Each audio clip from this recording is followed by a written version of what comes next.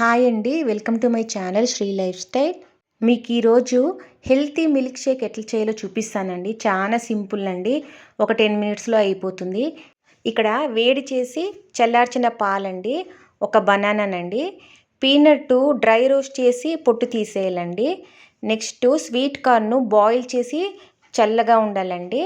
ఇక్కడ ఓట్స్ తీసుకోవాలండి. ఓట్స్ అట్లే వేయకూడదండి.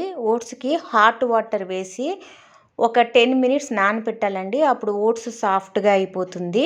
నేను ఇక్కడ బనానా హాఫ్ బనానా వేసుకునిండానండి. అంతే, ఫుల్ బనానా వేస్తే కన్నా అది చాలా గట్టిగా అయిపోతుంది. అందుకే నేను ఇక్కడ హాఫ్ బనానా వేసుకునిండానండి.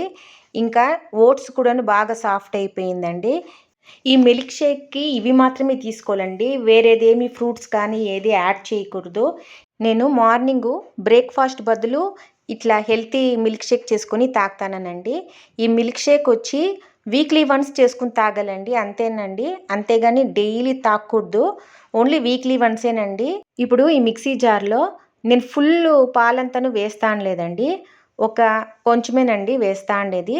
నెక్స్ట్ కట్ చేసి పెట్టుకున్న banana, next peanut, sweet corn, oats వేస్తానండి. వేసి బ్లెండ్ చేయాలండి.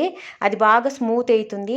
మీకు ఒకవేళ ఆ పీనట్ అంతా అట్లే కొంచెము తినేటప్పుడు కొంచెం తగులుతూ ఉండాలా అంటే మీరు అట్లా కూడా చేసుకోవచ్చండి.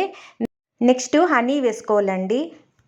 నేనేమో స్మూత్గా బ్లెండ్ చేస్తాను లేదండి, కొంచెము అట్లా అవన్నీ తెలిసేదట్లా పీనట్ కానీ స్వీట్ కార్న్ కానీ టేస్ట్ తెలిసేదట్లా నేను అట్లా చేసుకుంటానండి.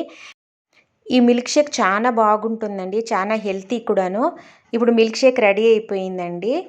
ఒకసారి బాగా కలిపేసేయాలండి, ఎందుకంటే అవి ఏమన్నా పీనట్ ఏమన్నా కింద ఉంటే కన్నా బాగా కలిసిపోతుంది.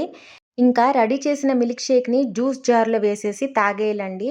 అంతేనండి, హెల్తీ మిల్క్ షేక్ ఇంకా రెడీ అయిపోయిందండి. ఓకేనండి, thank you for watching my వీడియోనండి. ఈ వీడియో నచ్చిందంటే ఒక లైక్ చేయండి.